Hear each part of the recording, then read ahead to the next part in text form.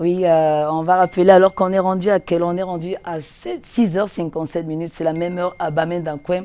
On est là dans la partie nord-ouest du pays. À noter que nous célébrons aujourd'hui la journée mondiale de la liberté de la presse. Et on verra avec Patrick Christian Dobo que c'est un chantier permanent. Ce sera dans un très court instant. En deuxième partie de votre réveil matinal adoré, privilégié, préféré, Canal Matin sur Canal 2 International. Et on va aussi rappeler qu'en prélude à cette célébration, le syndicat des journalistes du Cameroun, la délégation, mais évidemment par le président du syndicat, s'est rendu du côté de, on va dire, chez le gouverneur de la région du littoral, la délégation a d'ailleurs été très très bien reçue. Ils ont discuté des problèmes autour évidemment de la pratique du métier du journalisme naturellement au Cameroun.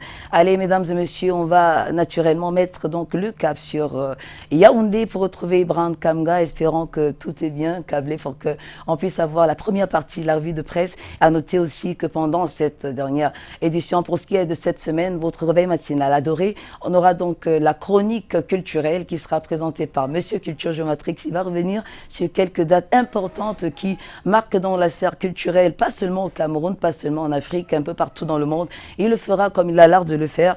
Et en deuxième partie, on aura Michael Chipkio pour la lecture une des journaux qui ont été publiés ce jour à Douala. Il jettera également un regard très averti sur les unes ou l'essentiel des unes qui font l'actualité à l'échiquier international, au-delà de nos frontières évidemment. Et on va se rappeler qu'une date, c'est une date importante du côté de la Chine, 1950, notamment un 3 mai 1950, qui marque donc l'égalité des sexes, justement du côté de la Chine, parce qu'avant cette date, il n'était pas question. Donc il y avait une sorte de marginalisation que subissait la gente féminine, mais à partir de cette date, c'est terminé. C'est plutôt tant mieux, on va dire. Très très bonne fête en tout cas du côté de la Chine. Voilà, en espérant que voilà, Brand Kamga est tout à fait prêt pour nous livrer la première partie de la revue de presse pour ce qui est justement de ce 3 mai 2019, à qui on dit d'ailleurs bonjour Brand Kamga, bienvenue, excellent début de week-end.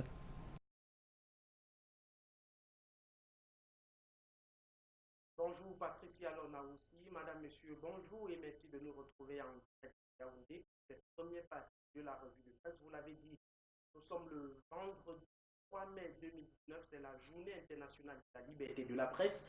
Et ce matin, le quotidien Le Jour se penche sur un phénomène qui plombe la diffusion d'une information de qualité. À l'heure des réseaux sociaux, les fake news poussent souvent les journalistes à répandre des fausses nouvelles pour les mettre à la disposition des consommateurs. Le journal Daman Mana a rencontré plusieurs experts en communication qui proposent des solutions pour éviter la diffusion de la mauvaise information. Les propositions relèvent parfois du b.a.-ba du journalisme, à savoir la vérification de la crédibilité des sources d'information pour ne pas polluer la société. Nous l'avons dit, vendredi 3 mai, journée internationale de la liberté de la presse oblige, et le quotidien de l'économie ne manque pas de faire écho de ces difficultés qui plombent le fonctionnement des médias au Cameroun aujourd'hui. Il y a également le volet de l'économie des médias au Cameroun pour constater que malgré la précarité observée dans le secteur, notamment la branche de la presse écrite locale, le commerce en ligne est plutôt juteux. Le journal spécialisé dans l'économie fait un focus sur le modèle e-kiosque développé par Fidèle Mollet pour vendre les journaux en ligne. Ce modèle porte plutôt ses fruits face aux distributeurs et autres colporteurs qui sont donc mis de côté face à la mondialisation, face donc à l'évolution du numérique. Les colporteurs et distributeurs sont un tout petit peu au bord de la plaque. C'est ce que nous fait savoir le quotidien de l'économie ce matin. Autre information, on parle de la crise socio-politique qui sévit dans les régions du nord-ouest et du sud-ouest Cameroun en ce moment, avec des chiffres qui font froid au dos. Le quotidien Mutation nous fait savoir ce matin qu'ils sont déjà 1850 personnes qui sont mortes dans la crise anglophone.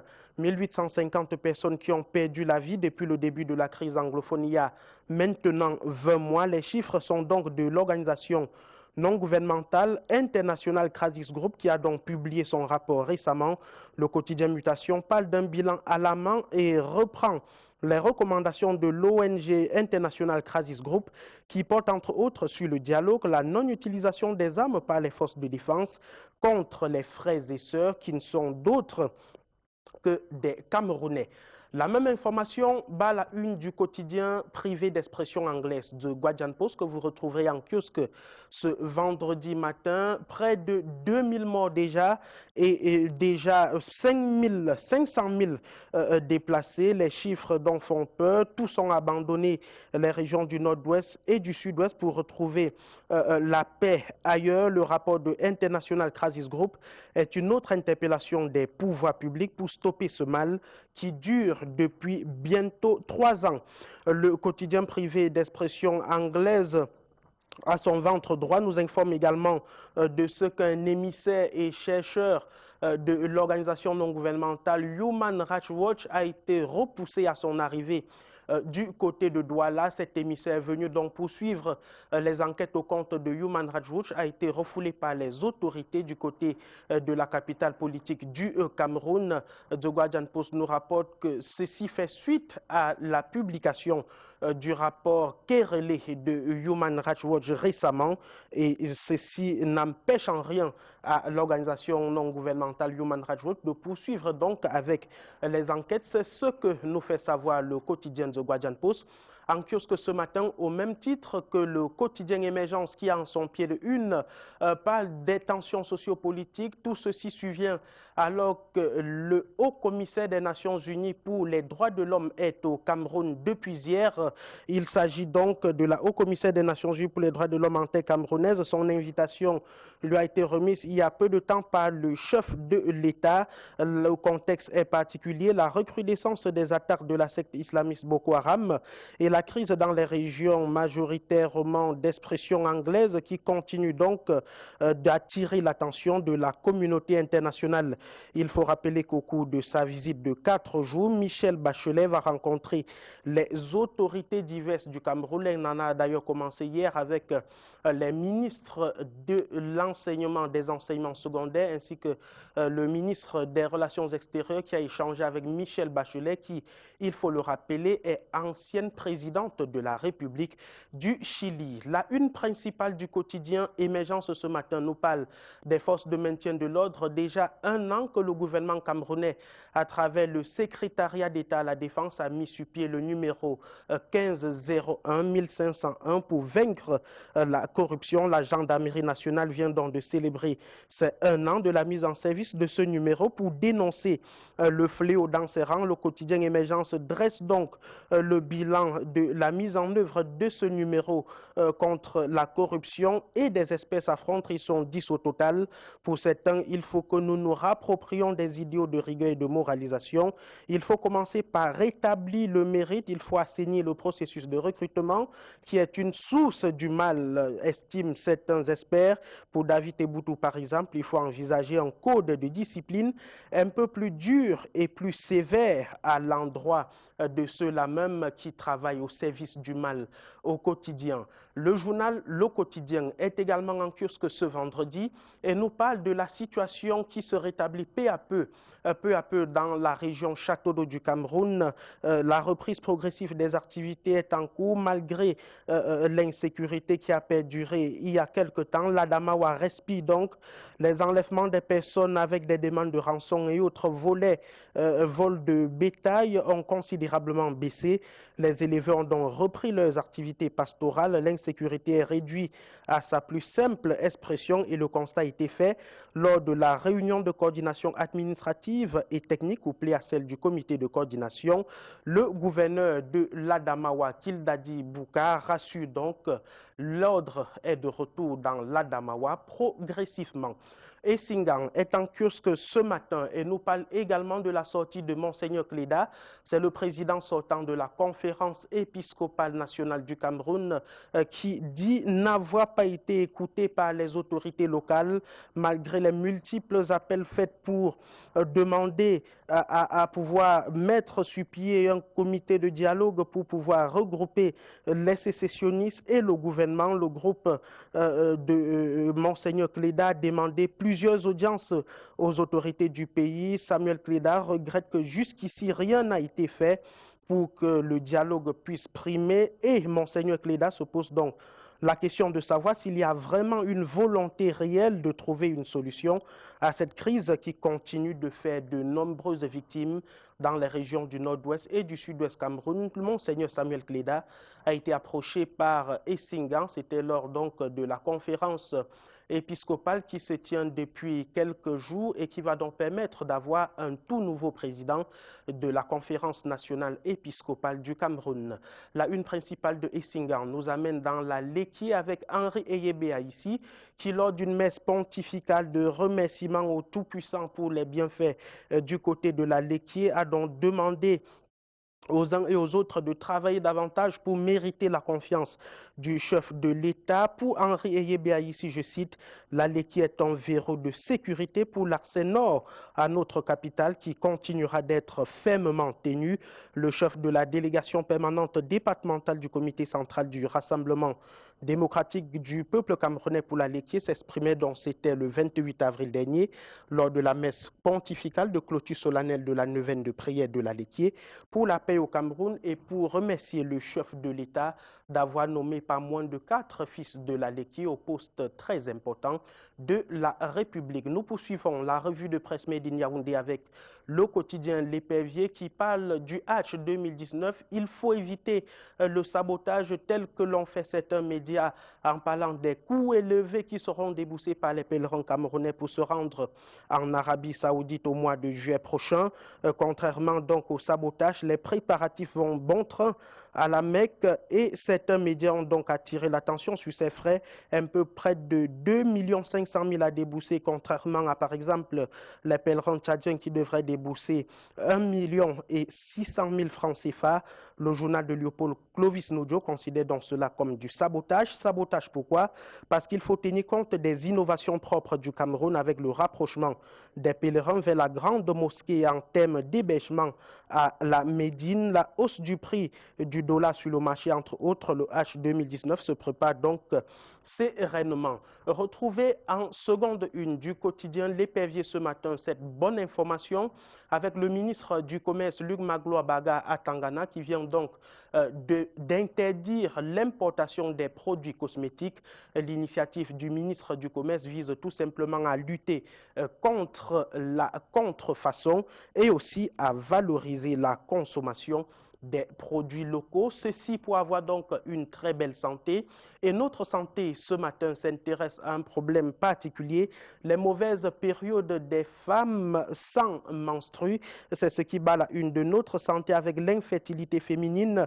On note qu'il y a une absence totale de règles, malformations hormonales, utérus infantiles sont là quelques-unes des causes de stérilité chez les femmes. Dans le monde, environ 5% de femmes vivent sans connaître ce phénomène naturel et au Cameroun, il n'existe pas de données officielles, mais dans les hôpitaux, plusieurs cas sont pris en charge à condition, donc nous fait savoir le quotidien Notre Santé, à condition qu'ils soient dépistés tôt.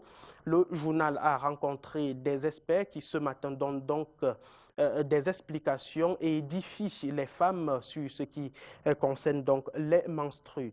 On parle Afrique Info actuellement avec l'usurpation et le dénigrement au sein de l'Union des populations du Cameroun. Le journal de Delphis constate que Robert Bapolipo vient d'être humilié à la CIATV, désavoué par le Minat Paula Tangandi, qui lui avait illégalement fait aborder le manteau de secrétaire général du parti de Oumniobé. Le député d'Union Ekele, en toute honte but, s'est vu et conduit d'une émission dite Espace politique à la télévision nationale. C'était il y a quelque temps seulement. Il faut dire que le journal du DP Delphis part du fait qu'il y a très peu de temps, le même ministre de l'administration territoriale, Paula Tangandi, a demandé à l'autre secrétaire général de l'UPC, à savoir le docteur Mbalegel Nkot, de poursuivre sereinement ses activités, ce qui ne sonne donc autrement pour Robert Bapolipo, le député, et l'autre secrétaire général de l'Union des populations du Cameroun.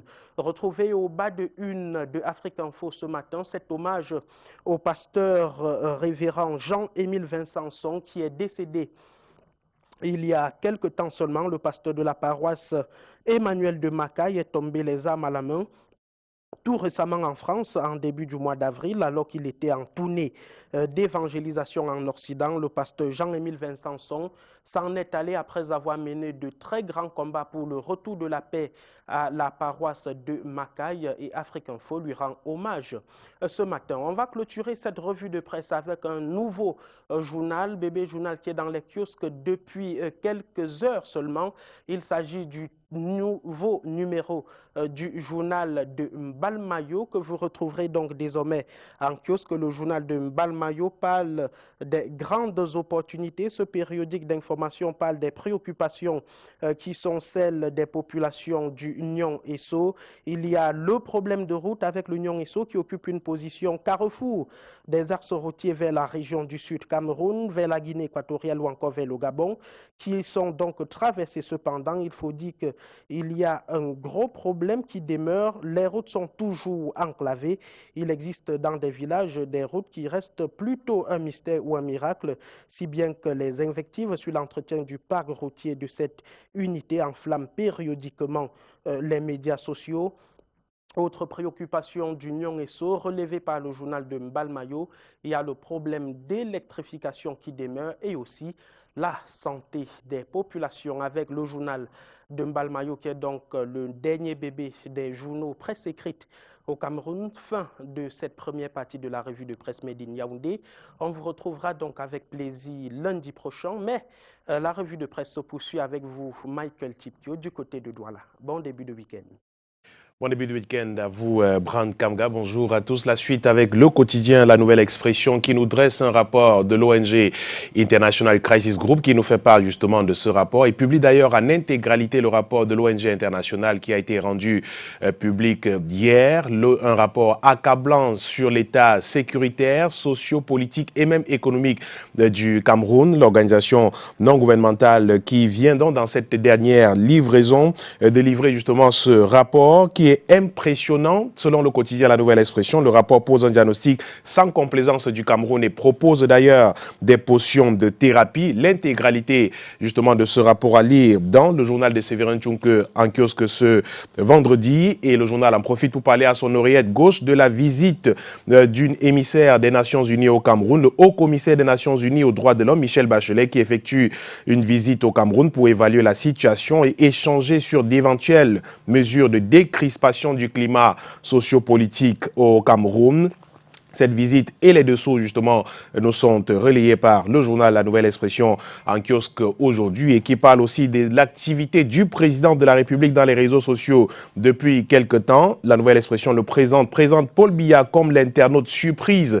Ces derniers temps, il diffuse à travers des comptes Twitter et Facebook des messages empreints d'une forte coloration politique à ses concitoyens sans pour autant interagir avec ses interlocuteurs. Comment comprendre ce phénomène? Le journal La Nouvelle Expression a donné la parole à un enseignant de sociologie dans les universités du Cameroun qui dissèque l'activité du chef de l'État sur les réseaux sociaux et analyse l'impact que peuvent avoir ces messages sur l'opinion. Selon Claude Abbé, Paul Biya est entré en rupture avec lui-même. C'est à lire dans le quotidien La Nouvelle Expression en kiosque ce jour. Le quotidien Le Messager reparle du président de la République et de ce montant, 1 milliard de francs CFA qu'il a donné il y a quelques jours pour désintéresser les souscripteurs de la MIDA. Des manœuvres obscures sont cependant observées autour de ce milliard du président de la République. Croit savoir le journal Le Messager. Des souscripteurs dénoncent des manœuvres audibles pour distraire l'appui financier du chef de l'État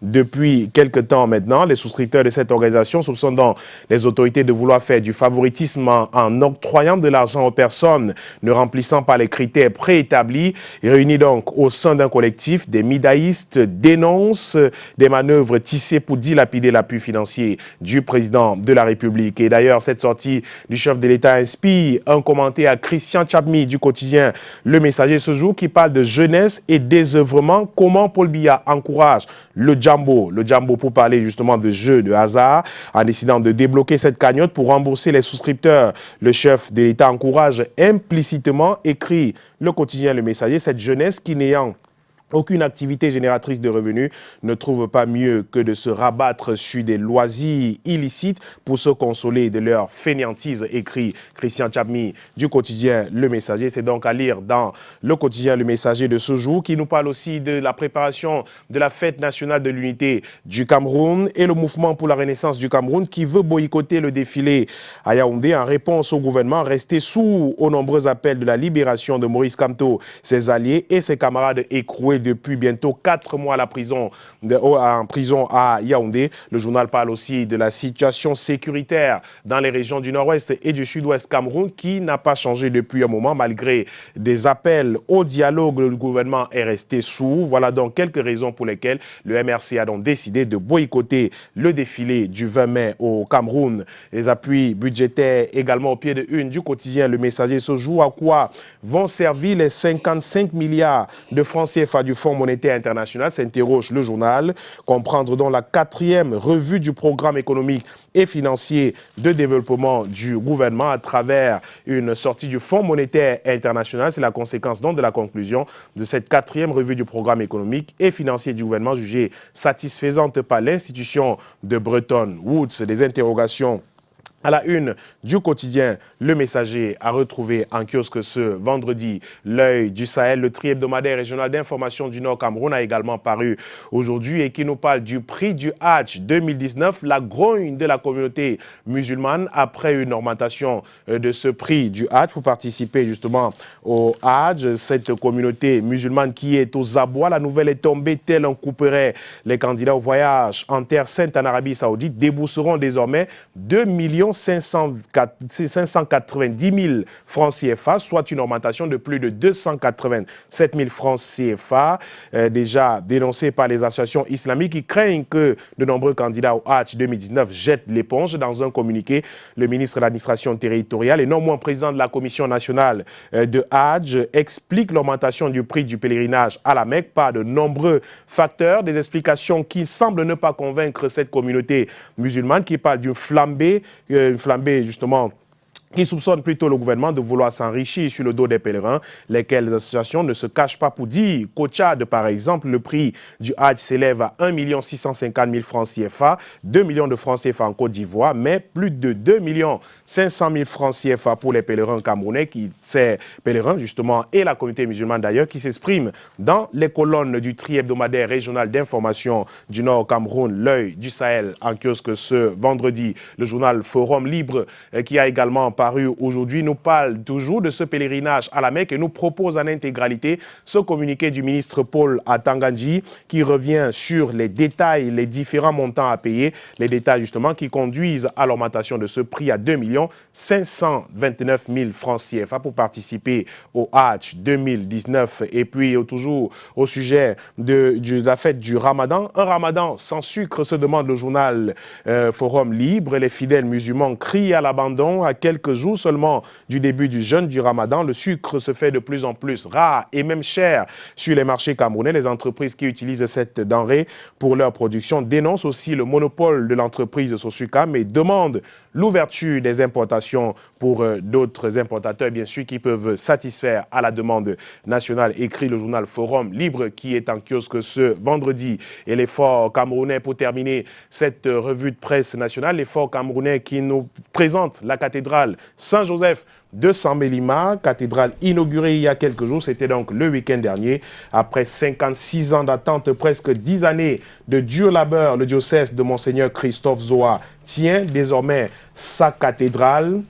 Samedi dernier, des fidèles, des milliers d'ailleurs venus de tous les diocèses du Cameroun ont participé à la messe pontificale de dédicace de cette cathédrale, la cathédrale Saint-Joseph de Sambelima, présidée par le nonce apostolique au Cameroun et en Guinée équatoriale en présence de l'archevêque émérite de Douala, le cardinal Christian Toumi, de la majorité de l'épiscopat camerounais, de 2 évêques de la Guinée équatoriale, une œuvre exceptionnelle et exemplaire d'une capacité de 5000 places assise à l'intérieur, plus de 11 000 au niveau des parvis extérieurs. La cathédrale Saint-Joseph de San Mélima se positionne comme la plus grande de la sous-région Afrique centrale. À la découverte de cette cathédrale, c'est donc dans le journal L'Effort camerounais en kiosque aujourd'hui et l'hebdomadaire catholique d'information qui revient sur le message pascal et le pape François qui prie pour la paix au Cameroun pendant son homélie justement le jour de Pâques. Le pape François qui a prononcé quelques mots au sujet de la situation sociopolitique et même sécuritaire au Cameroun. Et l'Effort camerounais en profite à son pied de une encore pour nous faire écho des célébrations pascales au Cameroun avec Maroua dans l'extrême nord du Cameroun, Yagua toujours dans l'extrême nord, Ezeka et Bafoussam. Quelques homélies justement telles que prononcées par les prêtres ce jour de Pâques à retrouver dans l'hebdomadaire catholique d'information, l'Effort camerounais, en kiosque ce vendredi. Merci beaucoup, Michael. À noter qu'on est rendu au 3e jour du mois d'avril, du mois de mai, pour le camp de l'année 2019. Et si vous étiez au Sénégal, vous prendrez avec grand plaisir part à cette exposition particulière. Elle est d'un couple sourd et muet, mais qui arrive à transcender leur handicap au quotidien pour fabriquer des vases à partir de la terre pétrée. C'est magnifique, Michael. Absolument. En tout cas, vous avez compris que c'est la partie internationale. Donc, on va s'intéresser à l'essentiel des unes qui marquent donc l'actualité au-delà de nos frontières. Au-delà de nos frontières, justement, on va commencer, Patricia, avec le site Africa News qui nous reparle de la situation au Bénin, qui n'a pas changé depuis quelques jours, justement, au Bénin. Le Bénin, justement, qui est secoué depuis quelque temps, une intervention brutale de l'armée au domicile de l'ancien président. Africa News qui parle de cette armée béninoise et la police qui ont délogé par des tirs d'armes automatiques des centaines de manifestants qui entouraient la résidence de l'ancien président Boni Yayi pour lui témoigner son soutien. Selon une source au sein de la présidence, une vidéo visionnée par l'AFP, on parle justement de cette violence inouïe de l'armée qui a donc fait irruption dans ce domicile de l'ancien président béninois Boni Yayi. Et donc, toujours au sujet de cette actualité du Bénin notamment, RFI, le site de Radio France Internationale, nous parle du Bénin secoué par des violences post-électorales. Des centaines d'opposants béninois sont redescendus dans les rues de Cotonou hier jeudi, où ils ont érigé des barricades enflammées pour défier des forces de l'ordre. Selon un témoin présent au sein de la résidence de l'ancien président Boni Yayi, l'armée béninoise et la police sont intervenus à 2 reprises hier jeudi dans le quartier Kadjeoun, où se situe le domicile de l'ex-chef d'État. Le site RFI nous donne des détails justement de cette intervention survenue hier au domicile de l'ancien président Boni Yayi. Et Jeune Afrique va plus loin en nous parlant de 2 morts justement enregistrés au cours de cette nouvelle journée de violence post-électorale à Cotonou. Au moins 2 personnes ont été tuées donc hier, selon Jeune Afrique, dans ce heure, à la suite des heurts entre les forces de l'ordre et les partisans de l'ancien président Boni Yayi. Yayi, quelques jours après les élections législatives, justement, la grogne et la colère qui continuent de monter dans le pays après que justement l'opposition ait été presque interdite de prendre part à cette élection présidentielle. On reste avec Jeune Afrique qui nous amène en République démocratique du Congo pour nous parler de Martin Fayoulou, ancien candidat à l'élection présidentielle, visé par une enquête judiciaire après des accusations d'incitation à la haine ethnique. La police judiciaire a été chargée d'ouvrir une enquête à la suite d'une plainte déposée contre l'homme, notamment pour incitation à la haine ethnique. L'ex-candidat à la présidentielle de l'entourage dénonce une tentative d'intimidation, risque jusqu'à 5 ans d'emprisonnement. La justice a donc ouvert cette enquête et le travail se poursuit. Donc les autorités qui rassurent d'ailleurs de ce que le procès se passera en toute impartialité. On repart avec RFI qui nous amène au Mali. Le Mali pour parler de la signature d'un accord de paix historique dans le pays, un accord politique qualifié d'historique par toutes les parties qui a été signé hier jeudi à Bamako. Le pouvoir en place et une partie de l'opposition, notamment en présence du Premier ministre, ont jeté les bases d'une collaboration dans un gouvernement d'ouverture dont la composition pourrait être connue ce vendredi, une composition qui est donc attendue d'ailleurs depuis quelque temps dans le pays. En attendant, l'accord est donc qualifié d'historique par toutes les parties dans le pays, au Mali notamment. Et on termine avec cette sortie de Reporters sans frontières, ce 3 mai consacré à la journée justement mondiale de la liberté de la presse, et Reporters sans frontières qui s'inquiète pour la liberté de la presse en Afrique. Ce 3 mai est donc journée et l'occasion pour l'ONG RSF de dresser un état des lieux sur le continent et se pencher sur la situation dans plusieurs pays d'Afrique, des pays comme la République démocratique du Congo, où RSF note justement que les signaux favorables ont été envoyés, des signaux favorables depuis le début de l'année avec l'accession au pouvoir du nouveau président, le président justement, le président Tshisekedi qui a donc été élu, des signes justement pour d'autres pays tels que la Guinée, le Cameroun et de nombreux autres pays qui sont cités dans ce rapport de Reporters sans frontières au sujet justement de la liberté de la presse en Afrique. Mais on conclut justement que l'ONG Reporters sans frontières s'inquiète de la situation de la liberté de la presse en Afrique. C'est clair, ils sont nombreux qui adorent cette partie évidemment de Canal Matin, votre réveil matinal adoré, préféré sur Canadien International. Parmi nos millions de téléspectateurs, un monsieur qui a un cœur en or, monsieur Gallus Fouda, qui ne rate aucune édition de Canal Matin. On pense également à un jeune opérateur économique très dynamique, monsieur Félix Etoundi, sans oublier, notez qu'on a quelques jours de la fête de l'unité nationale. Il s'appelle donc le colonel Jean-Jacques Fouda de Purmawa, qui se prépare déjà pour cette grande fête qui concerne notre cher et beau pays, le Cameroun. On va s'intéresser aux taureaux du deuxième décan. Parmi ces taureaux, il y a naturellement des personnes qui nous ont fait parvenir leur HBD, qui ont un an de plus aujourd'hui. Oui, vous me tendez la perche. Je profite donc pour souhaiter un heureux anniversaire à un ami. Il s'appelle Eric Tatogoum. Il nous regarde certainement de Douala. Il est conducteur de taxi. C'est un ami et frère. Je lui souhaite un très bon anniversaire aujourd'hui. Et je fais un flashback, Patricia, pour dire un heureux anniversaire aussi à Laure Esso. Laure Esso qui nous regarde certainement de Yaoundé. Exact. De Yaoundé en ce jour. Bonjour à monsieur Esso également. Elle avait un an de plus hier en plus. Absolument. Oui. Ah, c'est magnifique. Elle est native du signe taureau. On va rappeler que ce sont les taureaux du deuxième décan qui ont donc le vent en poupe. On vous souhaite tout ce qu'il y a de bon au courant de cette journée. Excellent week-end. À noter qu'à partir de lundi, vous serez donc aux côtés du très mignon couple. Il s'agit de Soflane Kenyi aux côtés de son chéri, Thierry Carole. On souhaite de passer une excellente journée en rappelant que nous célébrons aujourd'hui les Philippe, les Jacques. Donc si vous portez l'un de ces prénoms, sentez-vous très très honoreux aujourd'hui. Et la petite transition nous permettra d'accueillir ici monsieur Patrick Christian Dobor,